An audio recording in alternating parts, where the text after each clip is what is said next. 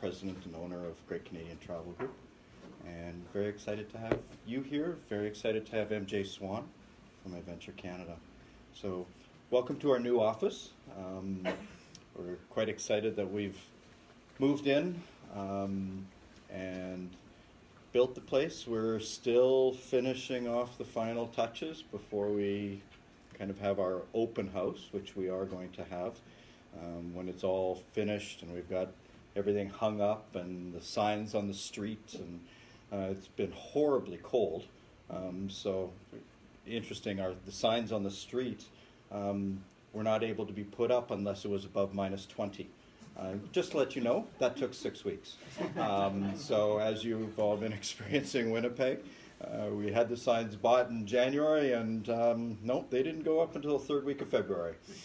And anyway, there's just been some number of things like that, but we're very excited to have this space and to be able to have evenings like this, which we're going to do frequently. We have the space, we have the facility. This room splits apart into a whole bunch of configurations. And so the idea will be to educate, to allow people to come and explore different ideas with presenters like MJ, who are experienced, who are knowledgeable, who are passionate about what they do, and who can talk intelligently about where they've been to and what it is that they're offering. The one interesting thing about what Great Canadian does is that the staff that are here, the travel consultants that you talk to, have been to all of the places that we sell. And I think that makes us different, is that you can talk to someone about what is the best hot dog stand in Reykjavik. And she knows which one it is. There's two in the square. One is actually better than the other. And she can tell you that it's 1,200 kroners if you want to buy the best one. I think it's that kind of knowledge that we as a company want to try and pass on to our clients, so that when you're purchasing a dream holiday, that you're doing it with the knowledge and the belief that you're talking to someone who's really understands what it is that they're selling. And so that's kind of our pitch from me. MJ Swan is Vice President of Business Development, President, King. All of the above. All of the above of Adventure Canada. I'll let him talk about the family because it's a family-owned company, and they've been around for a long time. We've had a great partnership with them for about 18 years now, and look forward to the next 18. And when you hear the word cruise, what's the first word that pops into your mind? Bingo? Bingo. Okay.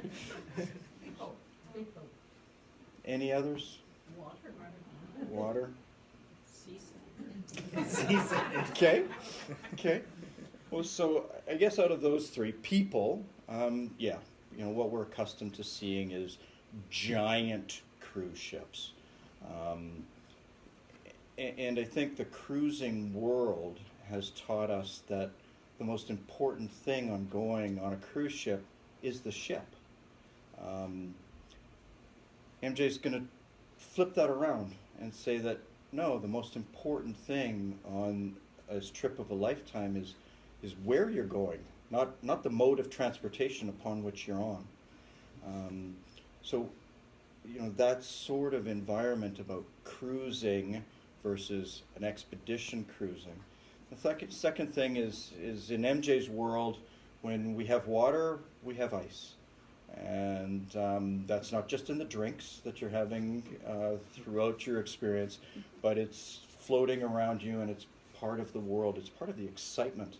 And for Canadians, ice is something that we understand, something that we can appreciate, and is staggeringly beautiful when you start looking at what he's going to illustrate and show tonight. Seasick? I don't think you can do much about that.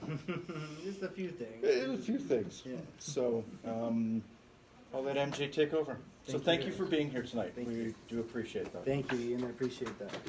So before I get started, I just really want to highlight the folks at Great Canadian. We've been working together for a very, very long time, and you cannot put high enough value on the level of experience that the folks at this organization have. It's one thing to have the desire to travel and have a desire to go to a destination, but every single individual is going to have a different set of needs and a different set of objectives and a different set of desires for what their travel experience is going to be like. And working with individuals, the professionals at Great Canadian, you're really going to have that confidence that they're going to understand what it is that you're trying to achieve and then help you get to that particular destination in the right way. So it might be with Adventure Canada, they might actually tell you not to travel with Adventure Canada, but that is what that's what you're proceeding with when you work with the folks at Great Canadian. So they're a wonderful organization. Thank you guys for having me here today. I will continue to talk for an extremely long time if you let me. What I'm going to do today is introduce the company, introduce the style of travel, and introduce a couple of destinations to you. What I encourage you to do, I love this small group format where we can actually make this more of a discussion than a formal presentation. So if anything ever pops into your mind, if you have a question, if you have an idea or a thought that you want to share or bring forward or ask me about, I encourage you to stop me or put your hand up and just say, can we focus a little more on this, or can you go a little bit deeper into that particular subject or topic, and I'll happily do that. So please don't let me just talk for the next 35 to 40 minutes nonstop. It's better if we can all direct the conversation in many ways. So I am the Director of Business Development. I also am an expedition leader. So I started working on expedition ships when I was 15 years old. It's been 17 years now. I grew up in the city of Toronto, but to tell you the truth, that's not where my passion lay. I am deeply connected with nature and with wildlife, and so I was drawn to outside of the city limits in any shape, form, or fashion that I could get. So I found ways to get out and start guiding at a very young age in order to not spend my summers in the beautiful city of Toronto. So my summer job was actually working on expedition cruise ships. I would fix engines and motors, and I would clean toilets. I would do anything to get out of the city and be on these small ship cruises and get outside of that city life. So one very fortunate thing for me, I think that my dad started the company just so the fact that I didn't have to spend all my time in the city. So it's a family organization. Matthew Swan, the senior, so my father started the company with two of his friends back in 1987. So we've been around, this will be a 32nd year of operation. Now, to be honest with you, my sisters have been the boss of me for the last 32 years, so that's Alana and Cedar, and they run the show these days. I would like to think that it's me that's the president in any shape, form, or fashion, but it's not the truth. I do whatever it is that they tell me, and then I get to travel all over the world and speak to excited travelers such as yourselves and share my passion for the places that we're going to be talking about today. One thing that I would like to highlight, so just recently Matthew Sr., he's not officially retired, he still comes into the office every once in a while and messes things up, but for the most part he lets us do our thing. But it was a very proud moment for the family when in the fall of 2017 he was presented with the Lifetime Achievement Award from the National Tourism Industry Association of Canada for helping develop tourism in the Canadian Arctic. That's where we ran our first tour, and we're still running tours in the same destination, and it was a very proud moment for all of us when he was recognized for being one of the pioneers in this particular destination. Now, one thing that I like, that I'm quite fond of about our style, is that there's always one of the Swan family on board when our expedition. So most of the time it's going to be myself, so you'll have a pretty good gauge of whether you like me or not by the end of this evening. But there'll be one of us on each one of our expedition trips. That's because we genuinely care about the experience. We care about what we're trying to deliver and how we present these programs. So we want to be there to have a sense and a feel, and to be there to engage in and connect with all of our travelers. Now, where do we go? I am a big fan of off the beaten path. Anywhere, any destination that you can think of.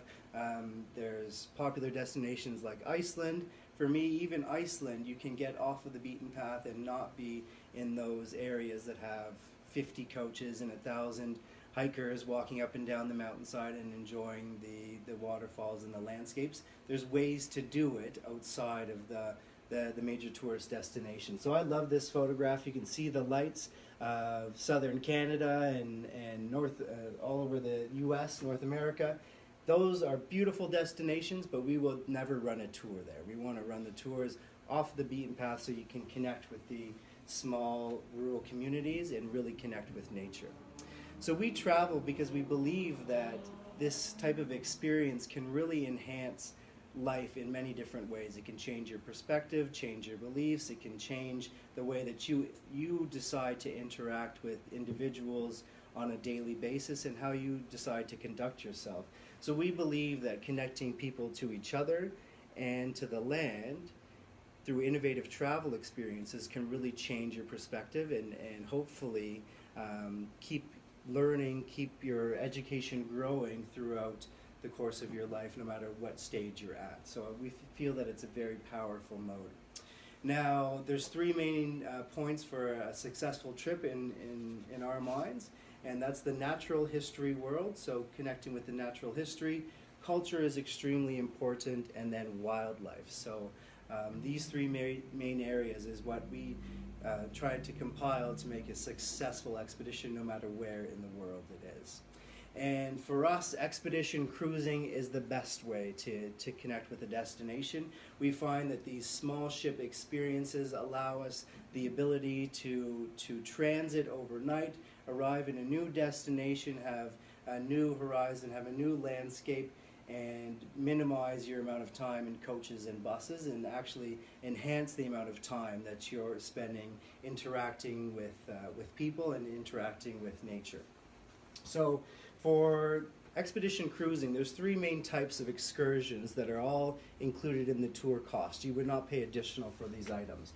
One is Zodiac cruising. So these small rubber boats are extremely safe, extremely reliable, and they allow us to get up close and personal with the natural wonders and from time to time wildlife. So we hold 10 people in a Zodiac at a time, very comfortable. You can move around freely, and it really gives us the position to get into places that larger cruise ships cannot.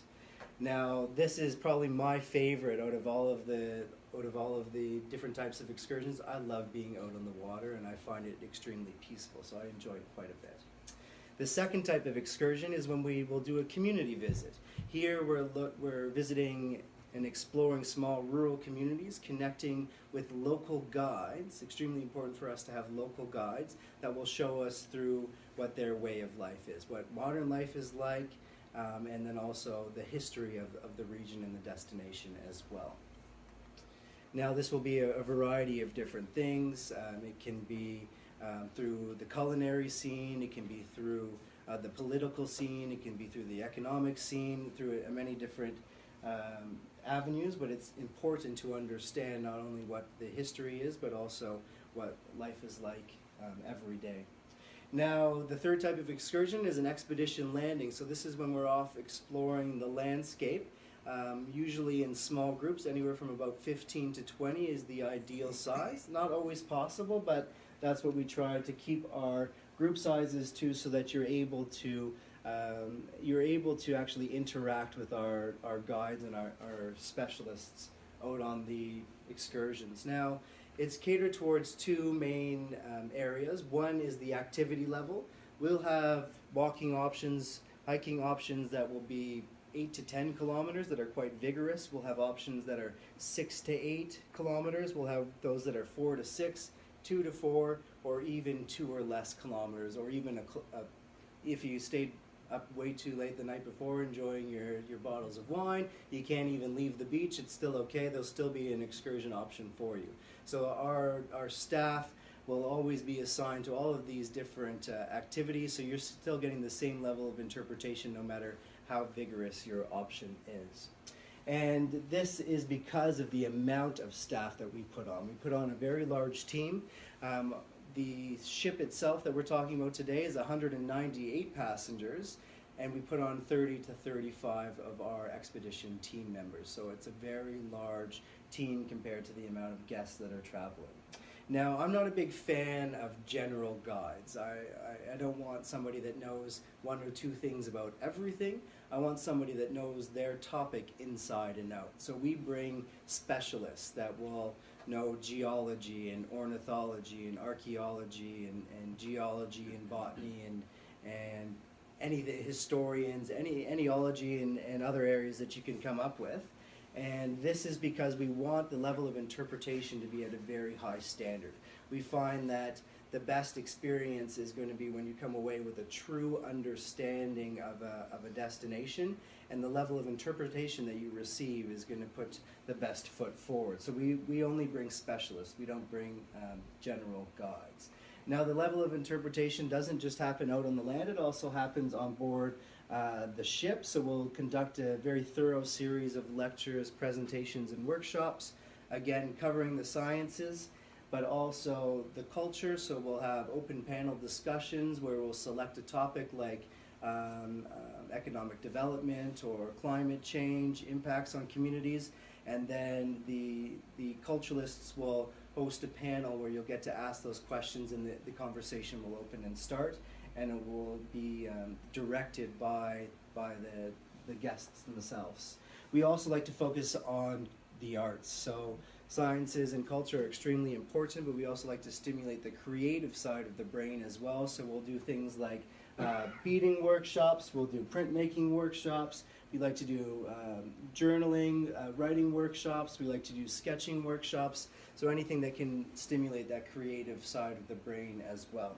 There's nothing better than after a day learning about an archaeology site, getting to sit out on the Arctic tundra with somebody like Margaret Atwood and journaling about the experience for the last couple of days. It can really put things in perspective when you're actually in the place. So all of those items are included in the tour cost. Another thing that we provide is a expedition jacket. So this is a waterproof, windproof jacket to protect you from the elements. We also have the opportunity for you to borrow rubber boots. From time to time, we'll actually need to step into water to get onto land because of the destinations we go to. So you can borrow those rubber boots so you don't have to haul them up from Winnipeg to the destination. So you can borrow them. Also, the Nikon program is one of my favorites. Now, this is an opportunity to not only work with a professional photographer that will give you advice and tips on taking great photographs, but also they'll bring with them a large arrangement of different equipment. So you can borrow cameras, you can borrow a point-and-shoot Nikon camera or an underwater camera, or maybe an SLR with a big telephoto lens. And it's free of charge. You can borrow them from a couple days at a time. The pro photographer will teach you how to use that equipment, and you get to keep the photographs after as well. So it's a really nice feature to use expensive equipment and not actually have to pay for it. There are some additional activities, program enhancements, where you would have to pay to rent the equipment or gear. So we have kayaking options. You can also rent bicycles, and for those that really want to go far out, they can do some scuba diving programs as well. Believe it or not, you have to pay us to jump in the Arctic water and swim around icebergs. So our home is the Ocean Endeavour. This is a 198 passenger ship, so it's just under 200. We find that this is the ideal size for the destinations that we're traveling to. Any bigger than this, the ship can actually hold up to 350, but we decided to limit it to 200 because of we don't want the destinations to be diluted by the amount of guests that we're having. So we find that this is the perfect amount of folks to have on board. It's a Class 1A icebreaker, so it's double reinforced hull. It's a very, very strong ship. For those that are concerned about motion sickness, because of its ice classification and the extra steel, it sits very, very low in the water. And then when we do encounter some weather systems, the ship doesn't move around that much just because of the extra steel and the way that it's positioned in the water. It also does have stabilizers as well, so it's a very sturdy vessel. It's equipped with 20 of these small rubber boats, and we'll use them on a daily basis. 98% of the time, we are tendering to and from shore on these small rubber boats. They're very easy to get in and out of. I like to describe it as getting in and out of a pickup truck or a large SUV. As long as you can do that motion to swing your leg up into the seat of a pickup truck, you're going to easily be able to get in and out of one of these boats. On board the ship, we have some fabulous deck space. We have some great comfort features that you want when you're traveling on a vacation. So we have a heated pool, and we have a hot tub. We have a sauna, and we have a state-of-the-art gymnasium in case you want to burn extra calories. And then we also have a spa and wellness center. So the spa will do services like massages, but we also do yoga classes and meditation classes as well. So you have the opportunity for that. Yoga and meditation are included. You can just join those classes as you like, but for spa or for massage services, you do have to pay for somebody to give you a rub down. Now, the interior of the ship is very well appointed. We have 3 main lounges where we can do presentations, do events, social gatherings, and then we have a fully stocked library as well. So no matter which destination it is, the literature is going to be based upon that region. So we do trips to Ireland and Scotland. The literature will be from that area. When we switch over to the Arctic, all the resources will change out. Now the dining room, it's informal, so there's set times for each meal, but you can sit at a table for 8 to 10 in a large social setting, or you can have a nice quiet dinner for 2 if you like. We can cater towards any type of dietary needs as long as we know 30 days in advance, then we can bring the proper provisions. The food is very, very good. The breakfast and lunch are served buffet style. It's because we want to be quick and we want to be back out enjoying the destination. And then dinner is a 5-course a la carte meal with a variety of different options each day. I like to highlight that we always source food locally, so whatever region we are in, we're always going to be picking up local delicacies along the way. So we might have Iceland fish or Arctic muskox or those things for you to try throughout the course of the journey. Now the cabin spaces, this is an expedition ship, so they're not luxurious, but they are perfectly appointed for what we're trying to achieve. The cabins have been recently renovated just in spring of 2018, so the decor is very, very nice. We have a variety of different cabin options. We have quad and triple cabins, usually for families. We also have twin and double, so either 2 single beds or a matrimonial style bed, as you see pictured here. We also have a large number of solo cabins as well. So for solo travelers, we do not charge a single supplement to get a private accommodation, which is a great feature on this ship. Now, before I start to talk about the destinations that we go to, is there any questions that you might have about the style of programming or the vessel or any of the types of excursions that we go throughout the way?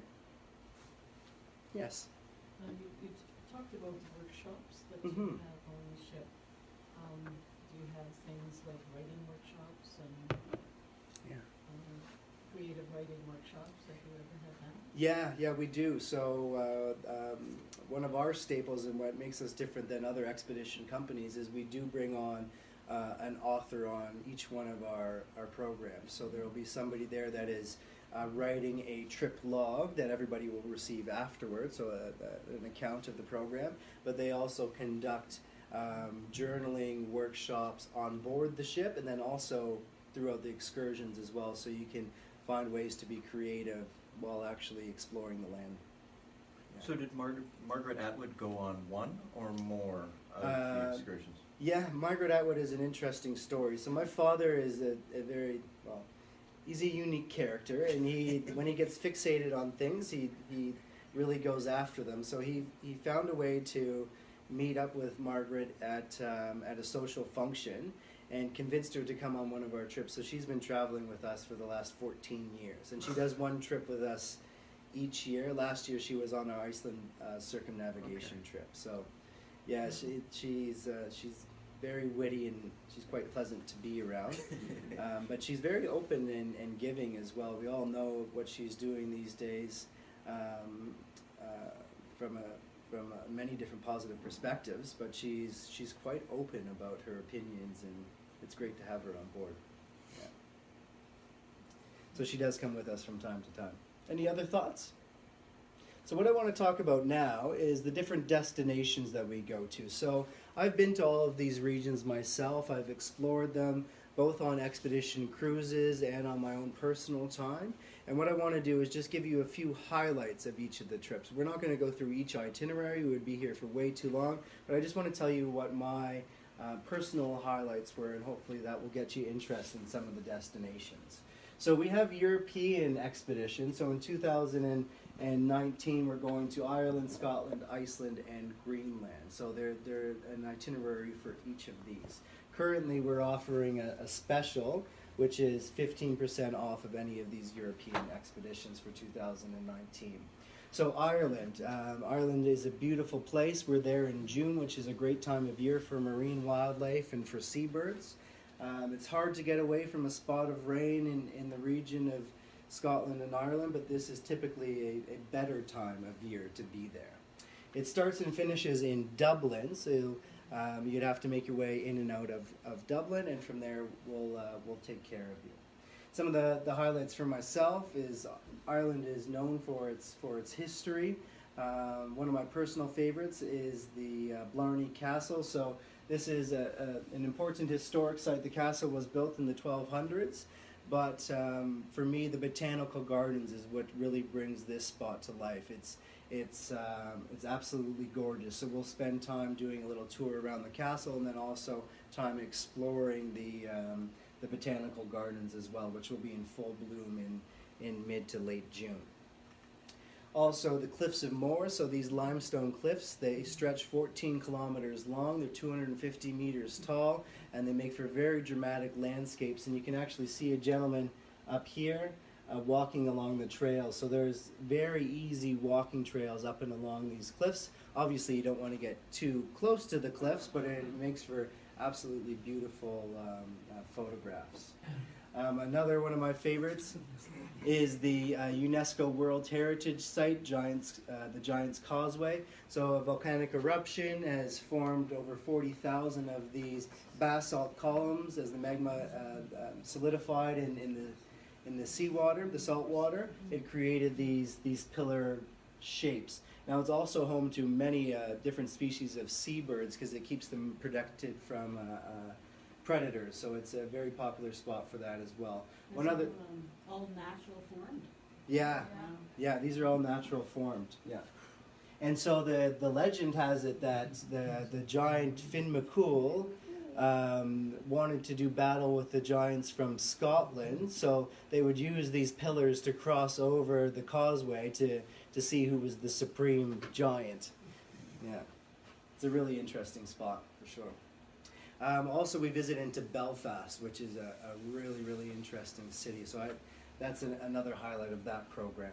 So Scotland slowly, this one again is in June to the 1st of July in 2019. It will start in Glasgow and then finish in Aberdeen. So it visits the three main groups of islands, the Orkneys, the Hebrides, and the Shetlands, and spends a lot of time in each of those destinations. Again, in June is a great time for marine wildlife and for seabirds. So the Ring of Brodgar, this set of standing stones is amazing to get to go, and actually you can walk through the stones. Unlike a lot of the sites these days, they actually block you off from walking through.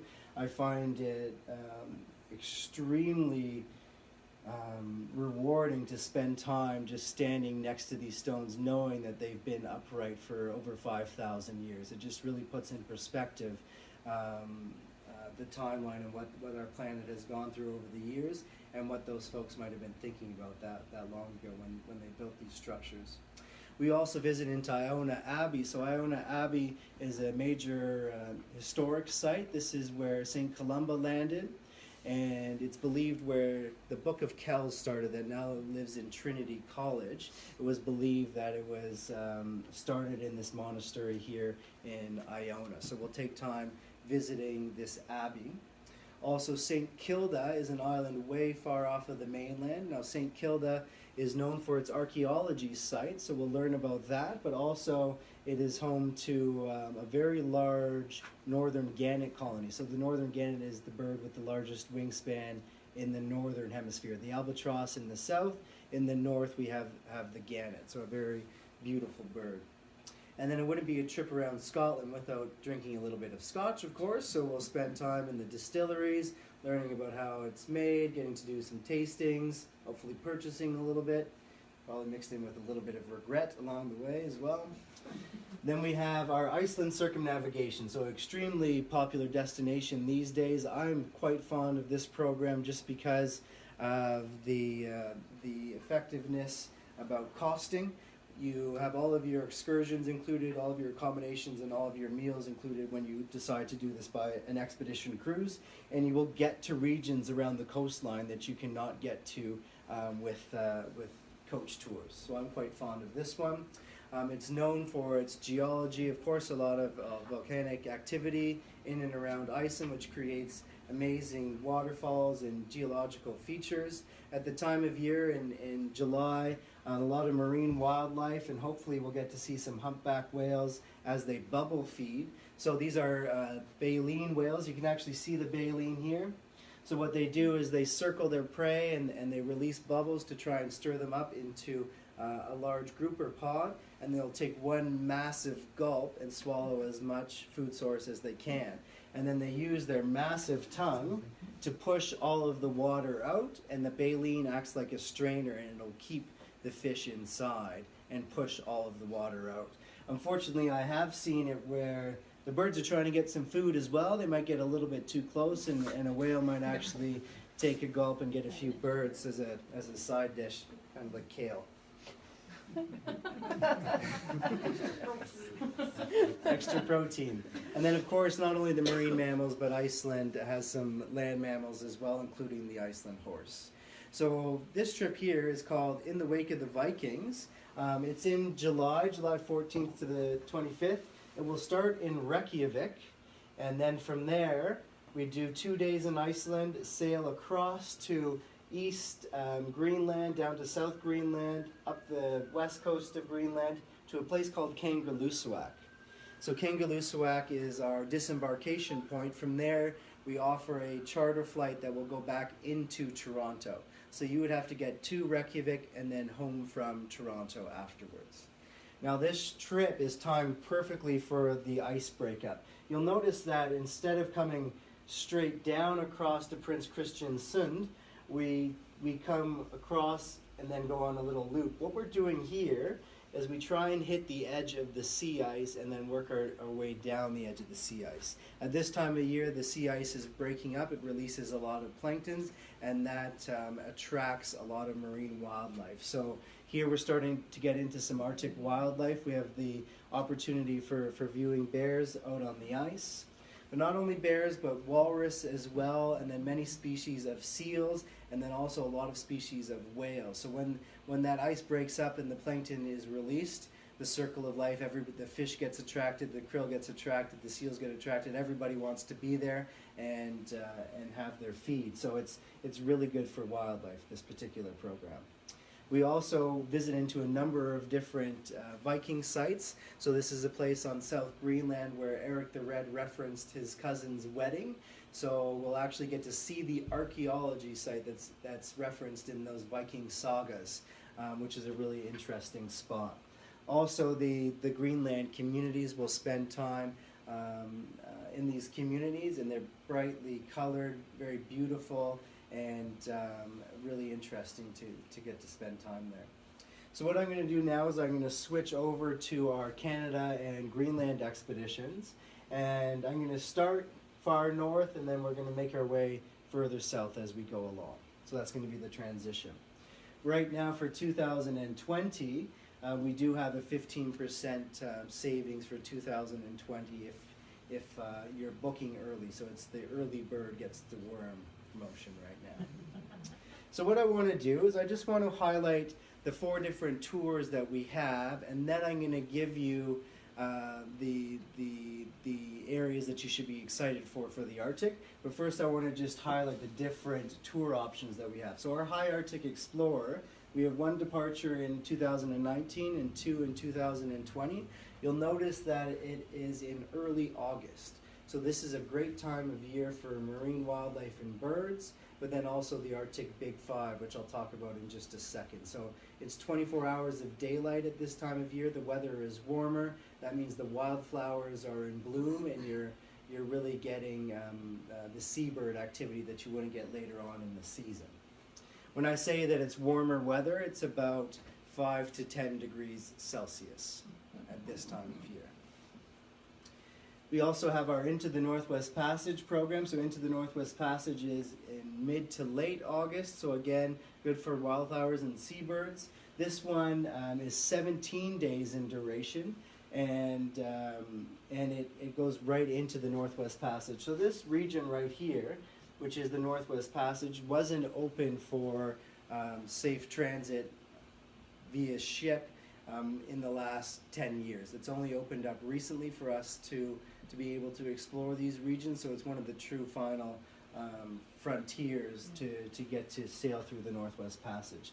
So Into would have more of a focus on the bird life and the botany compared to Out of the Northwest Passage, which is now into September, where the temperature drops off quite a bit because the sun starts to disappear. It's not 24 hours of daylight anymore.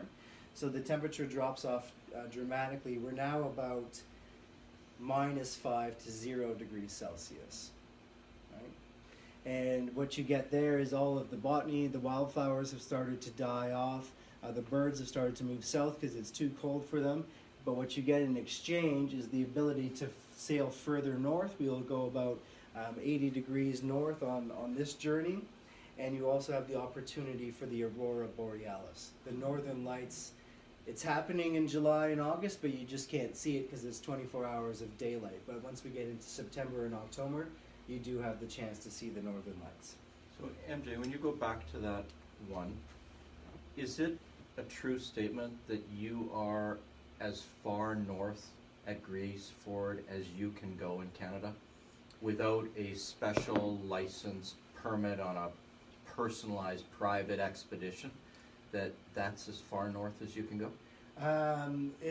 So Greece Fjord, Iuituk is the most northerly permanent settlement in Canada.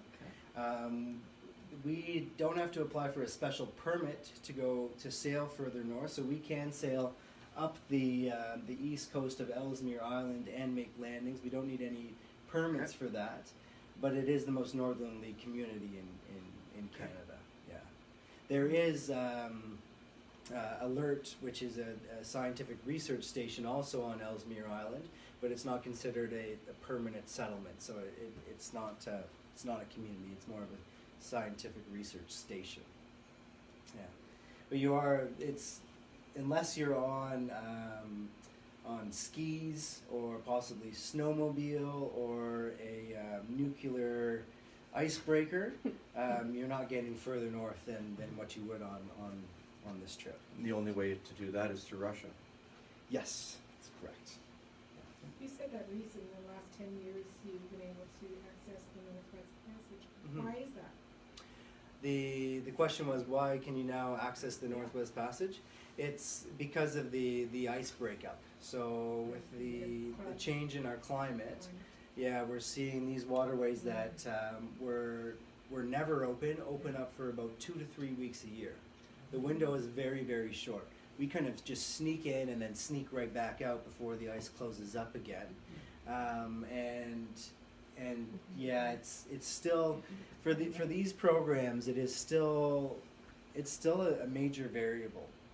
Expedition cruises, it's unlikely that you do 100% of the scheduled itinerary because of weather patterns and wind and waves and all of those things. But on this one, we have the added factor of the ice, which is very unpredictable. So it's definite that your itinerary is going to change, but that is the excitement of doing this trip, is the fact that for hundreds of years explorers have tried to find this link between Asia and Europe to trade goods, and it's been 400 or 500 years and we still haven't figured it out. That's part of the excitement, is going into this region, and it is a true expedition in the sense of the word, that we don't know what's going to happen. But that's why you come with somebody that's experienced, that's been doing it for 10 years in boats, and then also for 30 years total as a company. We have a lot of experience in these regions, and that's why you would select to come with Adventure Canada. And then another Arctic itinerary is our Heart of the Arctic. This one's in July of 2020. It's more of a sub-Arctic voyage. Now it's below the Arctic Circle for the majority of the days, and it visits into more communities, so we spend more time interacting with the Inuit of the North. So it's more of a culture-focused program than the previous three. Are you likely to see animals on that part of the Arctic still? Yes, yeah. So the question about animals, most definitely. This is Hudson Strait, so this part here would be Hudson's Bay, and we all know where Churchill is. So Hudson Strait is a very strong current. So those currents stir up a lot of life. So there's great opportunities for walrus, great opportunities for bears, whales. What you don't get in this region is you wouldn't be able to see things like muskox. Muskox are further north, and then narwhal as well. You wouldn't be able to see narwhal in this subarctic itinerary. There is still a lot of wildlife. Now the highlights of the north, of course, you would expect to see some ice when you're up in the north. So a lot of different glaciers and icebergs that we'll visit into. This is just outside of Ilulissat, which is home to Jakobshavn Glacier. It's the fastest moving glacier in the northern hemisphere. This image is to give you the sense of scale. This is about a 25-meter ship. So it's quite a big ship. And then when you look at it, when you look at it compared to the size of these icebergs, these are just monsters in size. You're now looking at about a 75 to 100 meter tall iceberg, and when it's that far above the water, it's 9/10 under the water. So if we have a 100-meter tall iceberg, that means it is 900 meters underwater. It's almost a kilometer underwater. This fjord has been carved out by a glacier, so the majority of the fjord is about 1,000 meters deep. What happens is the moraine, as the glacier was growing, it would carve out the rock and the stone, and all that debris would get dragged out and create a moraine at the end of the glacier. As the glacier has retreated, the moraine still stays, so all of these icebergs, they're actually trapped. They're trapped in this area here. They can't get out. So the pressure is building as the glacier is calving off icebergs. They're flowing down the fjord. They all hit the moraine, and then they crack and they pop and they flip and they roll. The sun beats down on them, heats them up. Eventually they get pushed out. They become much smaller icebergs, which are still large in size, and then they make their way out into Disco Bay, and they're on that last chapter of their life as they make their way up Greenland, down Baffin Island to Labrador, Newfoundland, eventually sink the Titanic and then disappear. So these it's unfortunate. We call it an iceberg graveyard because this is really where they've gone to die. This is the last chapter of their life. So it's one thing to see it from the ship, where you actually get to sail through sea ice, and they're just so unique in every way. Each one of them looks like they've been carved in a different fashion. I actually have now stopped taking photographs of icebergs. I have over 10,000 photographs of icebergs. I have 3 hard drives of just iceberg photographs because they all look so different and they're just so beautiful. Also, icebergs, the same as sea ice, they will attract wildlife, so we will get to see a lot of wildlife, and that is what brings about the Arctic Big Five. So, of course, the polar bear is one of the highlights you would want to get a glimpse of when traveling to the Arctic. They're considered to be marine mammals. They spend the majority of their life out hunting on the sea ice. When we're on our expedition ship, it's the best opportunity to spot wildlife. So for the bears, we usually get it within about 40 to 50 meters away from the bears. So it's not the same experience that you would get in Churchill, but what you do get is to see them in their hunting environment when they're actually spending time out on the sea ice looking for food sources. And so what they do is they walk along the top of the sea ice. They have an incredible sense of smell. They can smell 2 to 3 meters through ice, 2 to 3 meter thick ice. They can smell through it and pinpoint where the seal burrows or dens are. And once they do that, they'll either swim underneath or they will jump up onto the ice and then bang through it to get into that den and then take the seal pup for a meal. They'll also hang out beside breathing holes where the seals need to come up for a breath, so they'll sit there and they'll wait. The seal will come up for a breath of air and give them a little high five, and then you have your food. Yeah, lunch. So the Arctic Big Five also includes some land mammals. So we have the muskox, which is like an Arctic version of a bison. They hang out in large herds. They're extremely intelligent. They also can stay outside in minus 50, 60, 70 degrees Celsius weather and not bat an eyelash at it. They have a very heavy outer coat. It's very thick and rough, and then on the inside they have a very soft wool called kiviot, and that's what keeps them warm. It's like their insulator. Beluga whales. So beluga whales, these white whales, are very social. They're quite curious. They usually come up close to our zodiac, so there's a really good chance of seeing the beluga whales. Compared to this one here, the narwhal, which is a lot harder to spot. So the unicorn of the sea has a tusk that protrudes from its mouth. It's actually made of tooth enamel, so it's very, very sensitive, and it feels vibration under the water. It's how they identify food sources and other things. It detects possible predators, but it also makes it very cautious about boats. So when we're in the expedition cruise ship or we're in our Zodiacs, the vibrations from the motors tend to scare these guys off. I've been on over 50 expeditions to the Arctic, and I've only seen them 4 times. So it's rare when you do it from an expedition cruise ship. There are other ways to do it, and Great Canadian can get you hooked up with that. In other ways, if this is one of your main goals, then I would suggest looking at other options. It's a very diverse ecosystem, so not only the Big Five, there's many different land mammals, seals, different whales, and then also botany. There's lots of wildflowers as well. So even though it's a desert climate, it's a very diverse ecosystem. So we already talked a little bit about the European explorers. This is a site on Beechey Island where Sir John Franklin had 2 vessels that got trapped in ice for 2 years. Unfortunately, 3 of his men died over those 2 years. There is a 4th grave there from another expedition that happened later on. So there's a number of these historic sites all across the Arctic, and we'll visit into quite a few of them on all of our Arctic itineraries. Also, the Hudson's Bay Company is the fur trading post. Unfortunately, your bay card doesn't do you any good at these anymore. Also, RCMP posts are a pretty big highlight. We had a number of different sites to keep our sovereignty through the Cold War era.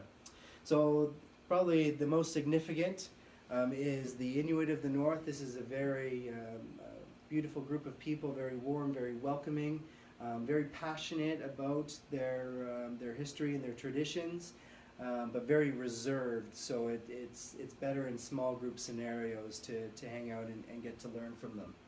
I find that a lot of our travelers, they book the experience to see the big ice and to see the northern lights and to see the wildlife, but they come away with a deep fondness for the Inuit. They're just absolutely amazing. And of course the Aurora Borealis. So we all know stars explode millions of years ago. The particles re-enter Earth's atmosphere, and then gravity sucks them north and south, and as they re-enter, they create these beautiful light shows and displays. So we do have a chance in our September and October itineraries. Now we're wrapping up here with some of the Atlantic Canada locations. So we do a trip that goes from Greenland down the coast of Labrador and finishes in Newfoundland. Now this one is a very well-rounded program. You get to visit into some Inuit communities. You also get to visit a glacier and do some iceberg cruising. There is beautiful landscapes down the Labrador coast as we go into the Torngat Mountains National Park, one of the hardest parks in all of Canada to actually visit because of its location. And then we get subarctic wildlife. So not only polar bears, we're now into black bear territory.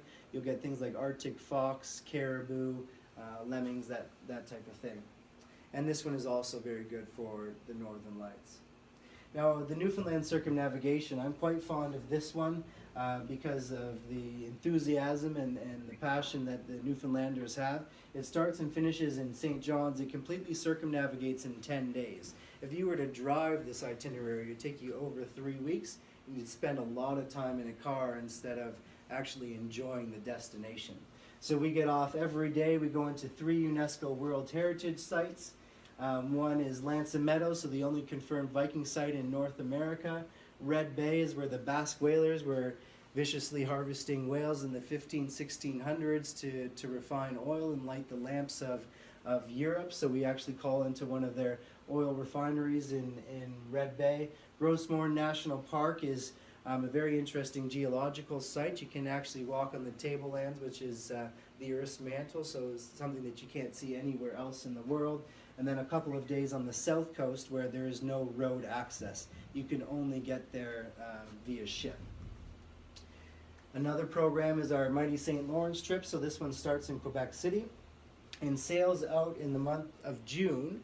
And that's the same time that there's 13 species of whales that migrate out. So there's minke whales, fin whales, humpback whales, orca whales, blue whales as well, beluga whales. So there's many different species of whales, and we're doing it at the same time as the weather gets warmer, the whales start to migrate out. We're going to do the same thing.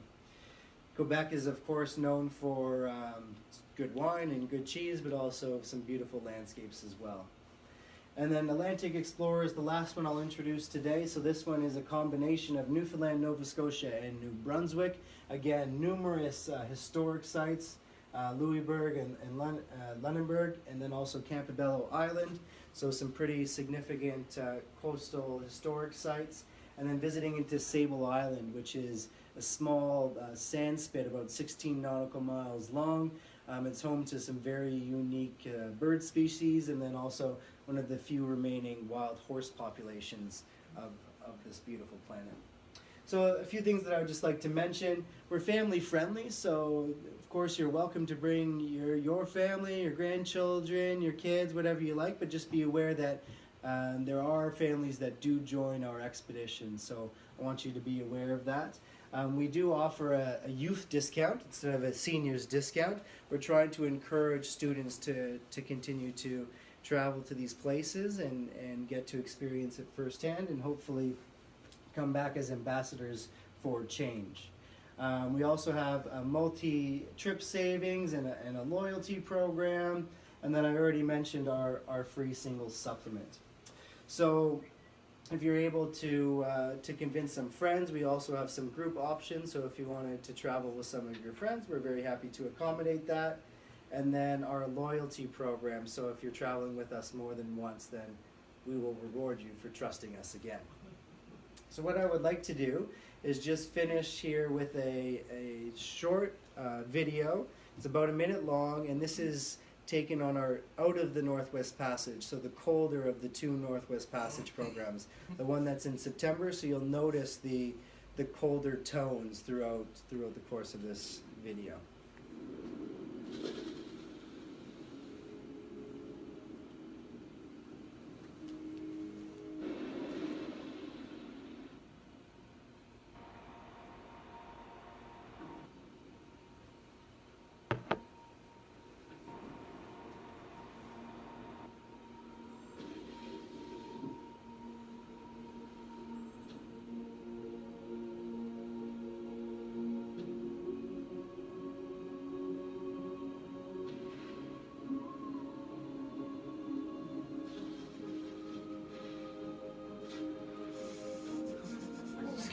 Polar swim, that's mandatory, so it comes with your trip. No extra cost for that.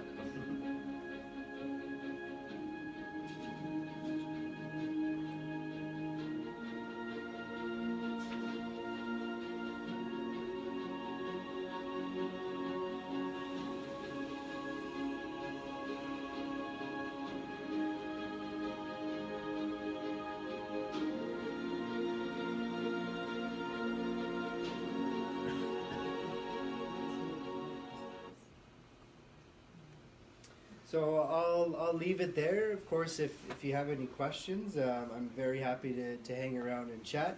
But I just wanted to leave with a closing thought. I mentioned it earlier. I would absolutely love if you traveled with Adventure Canada. I think that you will enjoy it, and I truly do believe that. But I just want to encourage you to travel in any shape, form, or fashion. You don't have to go far to get out and to connect with nature and the wilderness. And I really do believe that it has something so powerful that it can really enhance your everyday life. So I just want to encourage you to get out there and travel in any shape, form, or fashion. But I do thank you for listening to me for probably way too long, the last 15 minutes. I do appreciate your attention, and of course, if you have any questions, I'm happy to answer them. That's And then great. thank you again, Ian. Not and the formally, team. thank you. Yeah, thank you. That's wonderful. There has to be some questions, so we'll do that. But I'd also like to introduce, sort of the great Canadian people, and they've been on a lot of these cruises that you've seen today. So, and they're just a huge resource to help you make the decisions that you need to make. So, Lois and Andrea do our programming and marketing, and Shauna and Allison specialize in what is called Top of the World for us, and that's basically if you stare at a globe from the top down, that's pretty much their domain and the places that they love. Allison, interestingly enough, has been Northwest and the South Pole. So she's been as close as the North Pole and the South Pole as any one of us. So Which is better. Which is better? Depends what you're looking for. We I own the really North enjoy. I Pole. really enjoy the Arctic, just because of the culture and there's so much there. Antarctic is great, but there's nobody there. We're there. There's penguins there. So it depends what you're looking for. They're very different. And Diane specializes in everything. So, but please enjoy the food. Matt brought some Arctic char, which I think you're aware of, and I there's think there was wine. a few. Was there a few questions? Yeah, And just have- yep, I think there are. So Talking about the water, how, like the ocean, how dramatic does the weather systems get, and what kind of water? It looks very calm when you do the video. Is that what you're expecting, or is there, can it get quite nasty? Yeah, for the sea conditions, it varies depending on destination. The European itineraries are out in the North Atlantic and quite exposed, so you can get some rough weather there. Down in Atlantic Canada, you're in some exposed areas. When you're in the Canadian Arctic, you're in very protected waterways. So it's very easy for us to hide from any possible storms that might come. That being said, it's a desert climate in the Arctic, so very little precipitation, very little storm systems that make their way through. So it's rare that we do get pushed around in those regions. And the bodies of water are very narrow and small, so the water doesn't have the fetch ability to grow. The seas can't grow like they can in other destinations. So it's actually a relatively calm region. So it's accurate. The video that you saw was accurate, yeah. It's very smooth looking at. Mhm. Allison, you did the plunge, didn't you? Yeah. Arctic and I'm gonna have to do it twice. You get a free shot after you do it, so that's why I did it.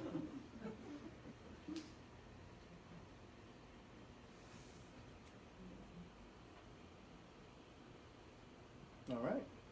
Well, thank you very much, guys. I really appreciate your time. Thank you, Matt.